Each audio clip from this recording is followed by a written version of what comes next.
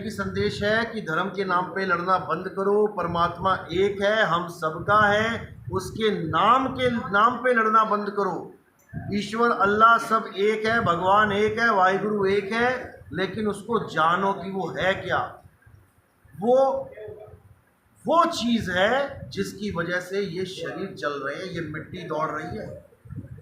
राम बोल के हिंदू की मिट्टी दौड़ रही है, अल्लाह बोल के मुसलमान की मिट्टी दौड़ रही है, वाहिगुरु बोल के सिख की मिट्टी दौड़ रही है, और गॉड बोल के ईसाई की मिट्टी दौड़ रही है।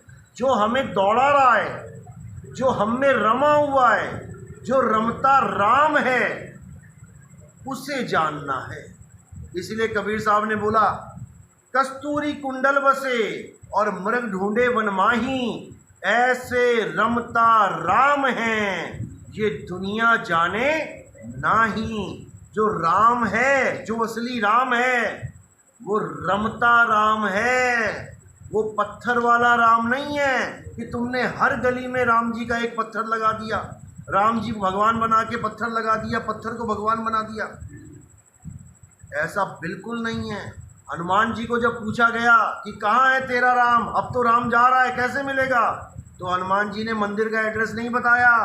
हनुमान जी ने अपना सीना फाड़ के दिखाया कि मेरा राम मुझ में रमण कर रहा है और मैं उस राम में रमण करूंगा।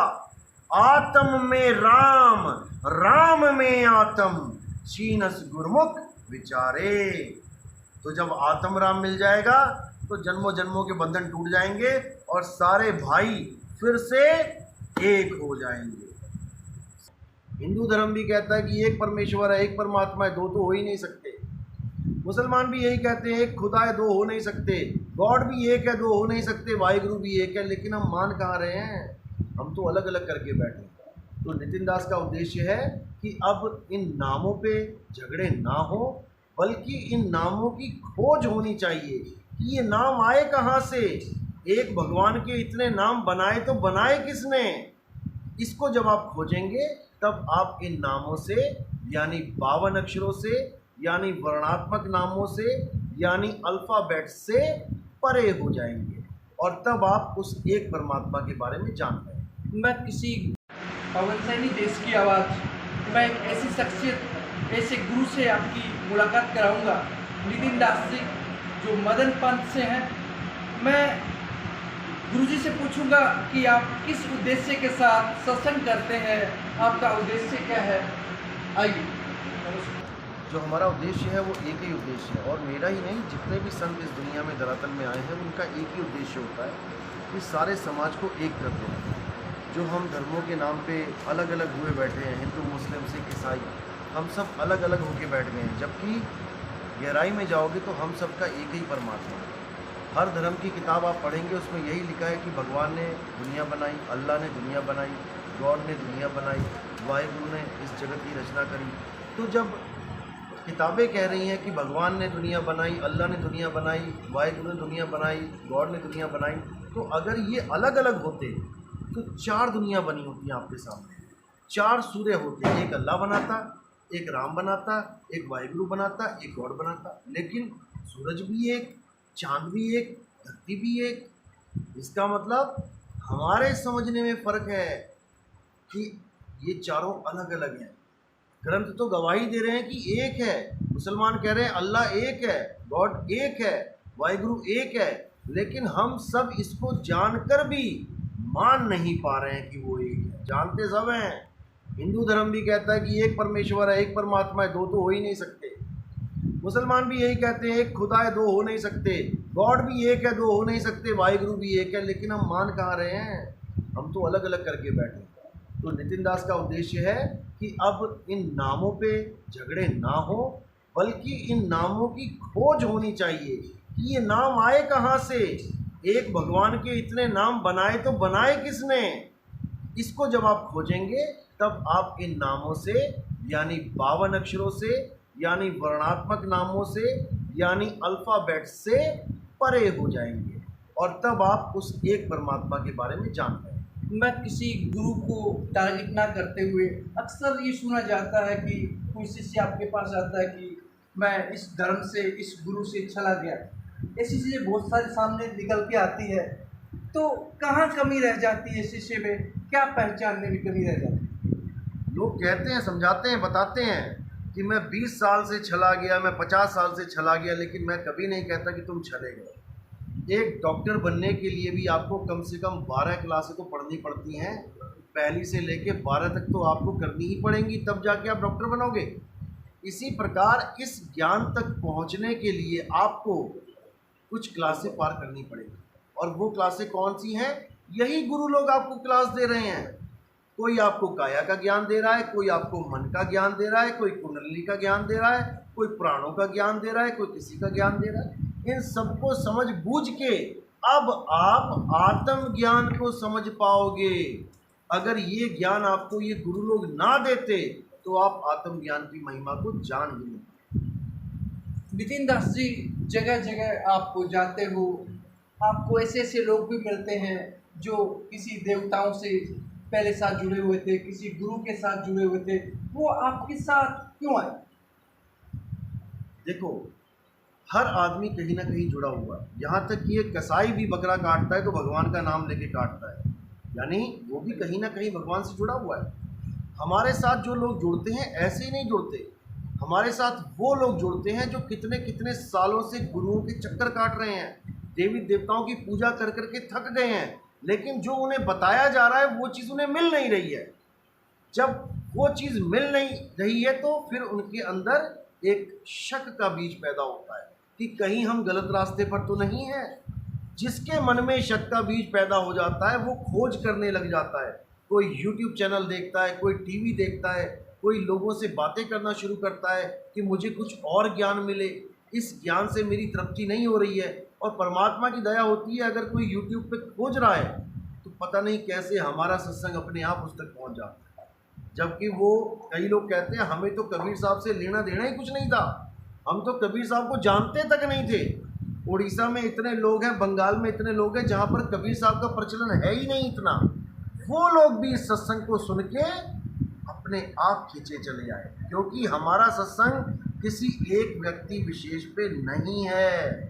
हमारा सत्संग सत्य पे है। व्यक्ति विशेष पे होगा तो केवल उस व्यक्ति से प्रेम करने वाले आएंगे, लेकिन हमारा सत्संग सत्य पे है और सत्य के तो हर जीव प्रेमी है, बस सत्य को समझ नहीं पा रहा, इसलिए सत्य से दूर बैठा है।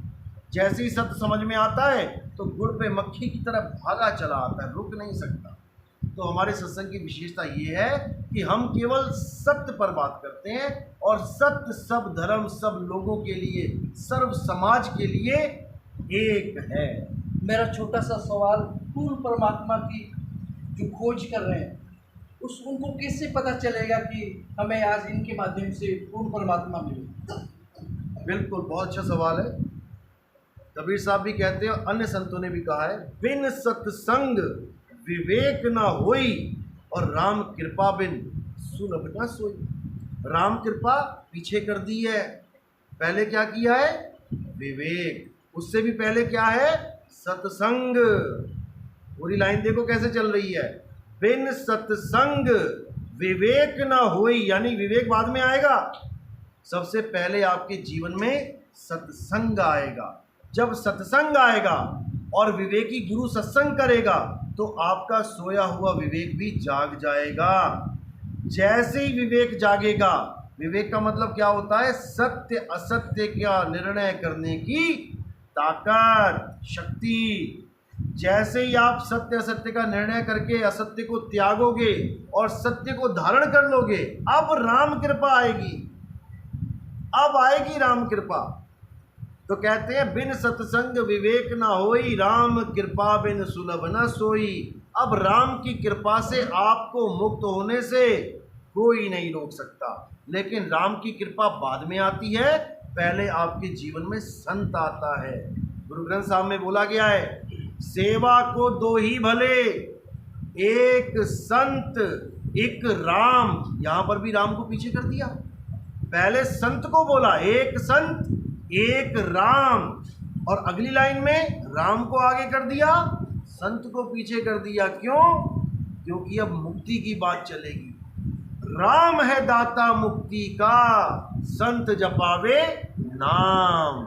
यानी जब विवेक की बात आएगी तो परमात्मा नहीं, गुरु विवेक देगा। नहीं तो परमात्मा तो आपके साथ सदा सदा से है, तो क्यों वापस जन्म मरण में आ रहे हो? परमात्मा ने पहले मुक्त क्यों नहीं कर दिया? परमात्मा कभी मुक्त नहीं करता जब तक आपके जीवन में वेदी गुरु नहीं आ जाता। इसीलिए बोला है नानक साहब ने भी, प्रभु कृपाल कृपा करे नाम, नानक साधु संग मिले। जब प्रभु कृपाल कृपा करता है तब आपके जीवन में साधु का संग आता है, और जब साधु का संग आता है तो आपके पास इतनी विवेक शक्ति आ जाती है कि आप सत्य और असत्य का निर्णय करके सत्य को ग्रहण कर लेते हैं, तब आपकी मुक्ति होती है। नितिन दास जी का राष्ट्र और समाज के नाम पर एक संदेश। मेरा एक ही संदेश है कि धर्म के नाम पे लड़ना बंद करो। परमात्मा एक है, हम सबका है, उसके नाम पे लड़ना बंद करो। ईश्वर अल्लाह सब एक है, भगवान एक है, वाहिगुरु एक है, लेकिन उसको जानो कि वो है क्या। वो चीज़ है जिसकी वजह से ये शरीर चल रहे हैं, ये मिट्टी दौड़ रही है। राम बोल के हिंदू की मिट्टी दौड़ रही है, अल्लाह बोल के मुसलमान की मिट्टी दौड़ रही है, सिख बोल वाहिगुरु बोल के सिख की मिट्टी दौड़ रही है, और गॉड बोल के ईसाई की मिट्टी दौड़ रही है। जो हमें दौड़ा रहा है, जो हम में रमा हुआ है, जो रमता राम है, उसे जानना है। इसलिए कबीर साहब ने बोला, कस्तूरी कुंडल बसे और मृग ढूंढे वन माही, ऐसे रमता राम है ये दुनिया जाने नाही। जो राम है, जो असली राम है, वो रमता राम है, वो पत्थर वाला राम नहीं है कि तुमने हर गली में राम जी का एक पत्थर लगा दिया, राम जी को भगवान बना के पत्थर लगा दिया, पत्थर को भगवान बना दिया। ऐसा बिल्कुल नहीं है। हनुमान जी को जब पूछा गया कि कहाँ है तेरा राम, अब तो राम जा रहा है, कैसे मिलेगा? तो हनुमान जी ने मंदिर का एड्रेस नहीं बताया, हनुमान जी ने अपना सीना फाड़ के दिखाया कि मेरा राम मुझ में रमण कर रहा है और मैं उस राम में रमण करूँगा। आत्म में राम, राम में आत्म, छीनस गुरमुख विचारे। तो जब आत्म राम मिल जाएगा तो जन्मों जन्मों के बंधन टूट जाएंगे और सारे भाई फिर से एक हो जाएंगे। अभी आपने नितिन दास जी को सुना, और आप प्रतिक्रिया अवश्य दें गुरु जी की वाणी को, और अगर आपको आज कुछ लगा हो तो आप नितिन दास जी को फॉलो करें, इनके सत्संग सुने। धन्यवाद।